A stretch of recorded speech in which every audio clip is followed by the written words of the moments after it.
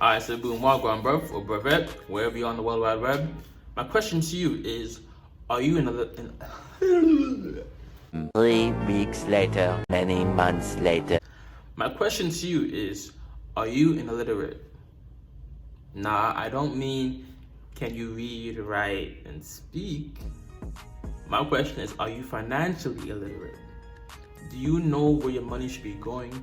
Do you know how to save your money? Do you know how much of your income should be going towards savings? Or what percentage of your income should be taken up by your rent?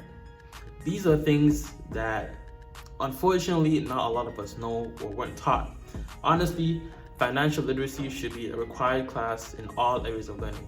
High school, middle school, even university to some extent too. But yo, let's get into it. We got little Bryant, how to invest $100 in 2019. Or myself, subscribe to my channel, like the video, Millie Rock, all that good stuff. I make videos on the channel that I guarantee to make you laugh, brighten up your day, but most importantly, you will learn something that you can apply to your own personal life and make it better. You're gonna learn today. You're gonna learn today. Talk about addiction, specifically weed, and financial literacy. The motto for 2020 and beyond is to stack your money and act broke. Because if you act broke, you'll always have money. You know what I'm saying?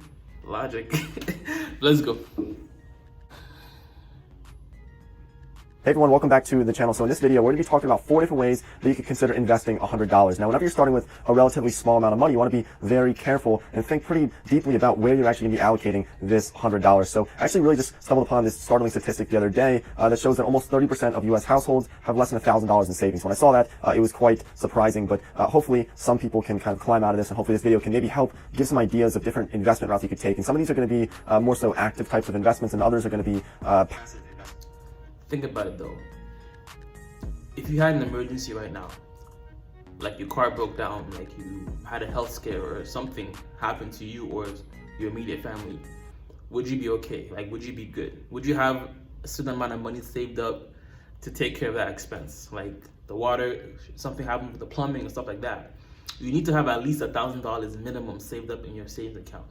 Whatever you gotta do, cut down on your expenses, like eating, entertainment for a bit, for like a month or two or a couple months, or however long it takes you to get to at least minimum $1,000. Just having that money in the, sometimes just having that money in your bank account makes you feel a sense of calmness, a sense of safety. I feel good, like I know it would. I feel good.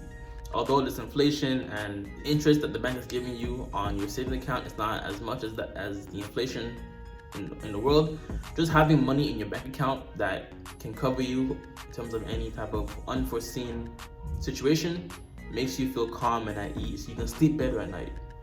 I'm just saying. Passive investments, whereas you can almost set and forget types of investments. So hopefully there's something in here for everybody, but if you're new to the channel, make sure you hit the subscribe button, drop a like, and let's get started with this. Now, before you actually start investing, one of the first things you need to do is make sure that you have those high interest debts paid off. We're talking credit card debt, personal loans, really anything over 5% interest, so 5% APR. You want to have that paid off before you even consider about investing some of this money. And the reason for that is because if you have credit card bills and you're paying 25% interest on those credit cards, but you have an investment that maybe you can make 10 or 15% on, well, you're going to be better off just paying those credit cards off first. So get that out of the way. And honestly, if you want to avoid ever getting yourself into credit card debt, do not use more than 40%. 50% is even pushing it. Do not use more than 50% of your credit card limit, right? Just because, like, from my personal experience with my own credit card issues, you don't want to get in a situation where all of a sudden, like, the bank is calling you and then it ends up into a collection agency.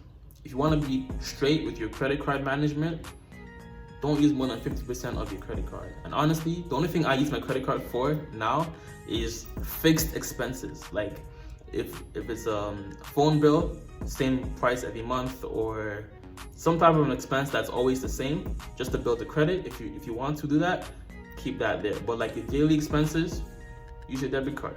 And if you shop online, pay through PayPal. You'll always be protected through PayPal without using your credit card necessarily. So get that out of the way before you actually start investing this money. But now let's get into it. One of the first ones I want to talk about, because it's probably the most commonly thought of when you think about the word investing, and that is the stock market. Now, it's never actually been easier to invest in the stock market than it is today. Back even just 5 years ago, it was much more difficult to start with a small amount of money. But today we have things like Robinhood, we have M1 Finance, both offering free investing, and so it's great for beginners. Whereas even 5-10 years ago, if you wanted to use E-Trade, I was paying $10 per transaction to buy and sell stocks. So if you're starting with $100, it was very difficult back then. But now it's much easier. Robinhood is a great app. I think you can get started with $0 if you'd like to. I'll leave some links for those different brokerage accounts down below. But I actually find it to be better for people to start with small amounts of money in the stock market versus people kind of jumping in with $20,000 or $30,000, because there certainly is a learning curve to investing. And if you're starting with a small amount of money, while you might not think it's fun because you don't have enough to really make a lot of money off of that maybe $100 investment, you're still going to learn a lot. And then when you do have money in the future, you're already going to know the ins and outs of the markets. You're already going to understand how they work, and some different strategies and ideas that you can implement in the future when you might have more money. So I think it's a great learning experience to kind of get your feet wet in the markets. And I've seen people jump into the market with like $30,000 or $40,000 and lose their shirt because they make some missteps along the way. And I certainly made a lot of missteps in my first few years of investing. So $100 can be a great route to go. Oftentimes, it's like when you have the least amount of money is when you become the most resourceful and you're not as irresponsible with it. The less money you have, typically, the more you are money conscious, cent conscious, right? Like this coming from like a child of immigrant parents, we're always like on the ball with budgeting. So yeah, in the stock market, picking individual stocks. But if that's not for you, if you don't want to follow the news and read financial statements and listen in on investor earnings reports, then maybe you want to think about some type of passive investment. And that is by essentially buying baskets of stocks. We call these index funds or mutual funds or ETFs, exchange traded funds. And what this will do is it sort of encapsulates hundreds or sometimes even thousands of different stocks within that one specific fund. So instead of saying that you're going to buy a Coca-Cola stock or Nike stock or Disney stock, you can instead just buy something that kind of represents the overall stock market. And this way, you can sleep much better at night knowing that if one of those companies fails, there's probably 999 other companies within that sort of basket of stocks that you own that will kind of rise and kind of offset that one loss. And so that's a great strategy for people who are investing passively. This is what a lot of Americans do. They put them into ETFs and mutual funds and index funds. And we've gone in depth on those in the past on this channel. So if you want to learn a little bit more about some of these funds and some of my favorite funds, I do have videos for those, and maybe I'll put some links to those videos down in the description or somewhere on the sidebar or cards around here somewhere. But I think index funds and those different types of funds can be great for passive investors. And we're not going to jump too deep into some of these other things, but you can think about setting up IRA accounts. So Roth IRA accounts are great for people who are younger, maybe making a little bit less money right now. You get taxed up front on that money. You put it into this IRA account, and then you don't get taxed on it when you take it out when you're retired. So most employers do have a Roth IRA. So I think anywhere from 10 to 30% of your income, 10 to 20% of your income will go directly into the Roth IRA, and your employer typically either match it or match half of it. So essentially, it's free money. So it doesn't make any sense not to take that option if your employer is offering you, right? So Roth IRA, they'll take the money out of your account before you even see it. That's another way for you to have some type of a passive investment without you actively like looking into it. Got in depth on those as well, so we're not going to go too deep into that. But Roth IRAs, I would be taking advantage of them, and I would also be taking advantage of your 401k opportunities, because especially if an employer is going to be matching your 401k, you're going to want to take full advantage of that. And look, I'm not a financial advisor, so you have to do what you want to do, but I would look into this a little bit more. It's essentially free money. Whatever your employer might be matching for 401k, take full advantage of that if you can.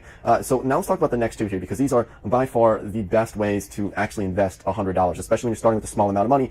There's something you want to do instead of just investing money. You want to sort of throw some gasoline on the fire. That's kind of how I view it. And that is by throwing time into the equation. So instead of just investing money, you're throwing time in there as well. And so the ones here that I want to show you is by investing into yourself. And this is something that's very difficult for somebody to take away from you. Unless you straight up get a lobotomy, it's going to be difficult for you to lose the knowledge and the information, the value that you get from reading books, from taking Udemy courses for $11.99, and just kind of soaking in all this information that can quite literally make you thousands of dollars. There's specific books that I know of that I've read that I contribute to earning me thousands of dollars, like specific books, and I'll leave those down below as well. But I think this is a great way to boost knowledge and then overall income over the long run. And so you don't have to spend money on this, but why do people go to college in the first place? People go to college so that they can learn, so that they can essentially build their human capital. And so you don't have to drop 200 grand on this. You can instead go to your free local library or buy some books on Amazon or an Amazon Audible membership for $15 a month. That's something that I do just to kind of soak in all this information and invest into yourself, because you'll always pay.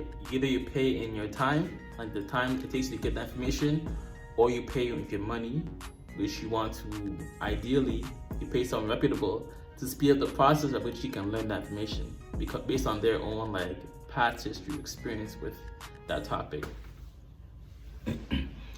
Honestly, yo, start making some YouTube videos, man. YouTube videos, just this is the wave. Honestly, like, and you might think, oh, everybody's making YouTube videos, but honestly, ask yourself, how many people do you know are actually making YouTube videos on a at least weekly basis? Are they making one new video a week? How many people do you know that are actually doing that? It may seem that way, but it's not. And not a lot of people are either consistent either. Some people post once a month, once every 2 months. And are they really like serious about it if they're doing it that way? Probably not. The best bang for your buck is to make YouTube videos. And I show you how to edit and film YouTube videos off of your iPhone with no computer and no laptop in the cards up here. So definitely check that out. Have that knowledge, and you'll always be able to make more money with that knowledge that you might gain. So that's one that I think is incredibly important and one of the best investments for having a small amount of money. So the final one that I think is by far the most impactful way to grow $100. So if you're starting with 100, you can go from 100 to quite literally 5 or 10,000 within a year or less. And this is something that I did when I was in high school. And this is by starting your own sort of mini business. Now, maybe you're not the next Mark Zuckerberg or Bill Gates. I know I'm certainly not, but I can tell you this, that if you can start your own mini business, you can grow this money very, very, very quickly. And then once you have enough cash, then you can consider maybe putting more into the stock market or putting something else into some other different types of investments where you build up, $20,000, $30,000. You can start to think about maybe getting into real estate. But it's really all about growing that initial $100 to something that is worthy enough to start investing into these other types of investment vehicles. And so one of the many businesses that I just did when I was younger was I would go to auctions. I would have somebody drop me off at an auction on a Saturday morning, and I'd start buying tools and equipment because I grew up on a farm. So I'd buy tools and equipment and then sell them, flip them on Craigslist, for my local paper, even out front of my house. And so I would make 3 to 4 times my money from auctions. And trust me on this, the key here to making money at things like flipping things is to understand your specific niche. And mine happened to be farm equipment and tools and machinery because that's just something that I knew. That's something that I grew up with. And so I understood the prices of that. I would go to auctions. Some of them were hit or miss, but the ones where there were 15 people at an auction of a house or a garage full of machinery, it was something that I would be able to buy for very inexpensive because I knew the things that were undervalued. Flip them, and you might start with $100. A few weeks later, you have $400, and then you rinse and repeat, and then the next thing you know, a couple months go by, you have a few $1,000s, and then you continue to do that, build it up, and it's a great way to do that. But the key here, the number one key, is to think about your investing time as well as your money, and that is the number one way to grow your income and your investment right off the bat and grow to something substantial enough to the point where you can then invest into the stock market and make a much better gain. Because if you make 20% in a year off of a $100 investment in the stock market, that's about $20. But if you make 20% in a year off of a $10,000 investment after you started this mini business, that's a $2,000 profit in the stock market. So you can see the big difference there just by kind of boosting up to maybe $10,000 or $20,000 from these mini businesses. And look, you don't have to do auctions. There's other things I've mentioned on this channel as well. The best approach, honestly, I've said it time and time again, is to make YouTube videos. The barrier for entry is low. Like for me, literally for me, I have a tripod here, my iPhone, and that's it. And then whenever I want to make like videos, I might do a little research, make some notes, and then talk. It's simple. The only barrier to make YouTube videos is really just your time and the editing and the research. Obviously, early on, the money might not be equating to the time investment, but you're in this for a long tail game. Like, you're trying to make evergreen videos. You ever seen videos that you are watching like 3 or 4 years, that were made 3 or 4 years ago? That's like ideally what essentially YouTube allows you to do. It's not like Instagram. Like, how often do you see an Instagram post from 4 years ago on your page? Not often. How often do you watch a YouTube video that maybe it was made 2 or 3 or even 10 years ago? Pretty often. So get on your YouTube grind, start editing, making videos, and review products. The accelerated thing to do is to review the products you already have at home, and then sign up for the Amazon's affiliate program and get that shit popping. But hopefully this gave you some ideas. Hopefully your financial literacy increased a little bit. And obviously, if you want some more hands-on help, link below for the YouTube Academy course that I recommend that y'all should probably take. But God bless, much love, peace and joy, namaste.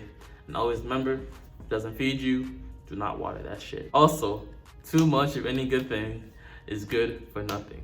But subscribe, like the video, and I'm gonna see you in the next installment of edutainment. It hit you like karma, hit you like water. Splash on your face, I take you much farther. I put it all on ya. You're driving my way, girl, whip till the morning. They say the birth